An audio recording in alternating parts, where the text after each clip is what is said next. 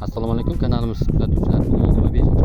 2025-yil sanasi bilan G'ildiroq shahrida yana bir obyektga lomboz qilib beryapmiz. Pena lomboz. Demak, mana shunday vasta bosilgan holatda, chekalari mana shunday bir g'ish urilgan, ko'tarilgan holatda bo'ladi, ya'ni vanda holatida bo'lishi kerak. Shunday mahsulotlarni olib kelib, yuklarni olib kelib olganmiz, tepaga chiqaramiz. Bundan oldin mana shunday bastani ustidan materiallarni, matoni ostidan qoplab stepler qilib urib olamiz. Ustidan pena rastor qo'yamiz. 7 cm qalinlikda qo'yiladi. Narxi 45 ming so'mdan bo'lyapti. Hamma mahsuloti demak ichida bo'lyapti. Eslatib o'tamiz. Demak, mana shu pena blok, kafelnikli mahsulotlarni ham qurilish uchun hamma mahsulotlarni o'zimiz yetkazib berganmiz. Pena lomboz quyib yakunlangan holati 150 kvadrat. Kimga agar shunday xizmatlar kerak bo'lsa, telefon nomeri ekranda qoladi. Manzilimiz Jizzax viloyati G'ildiroq tumani, Ko'kkumbazda joylashgan.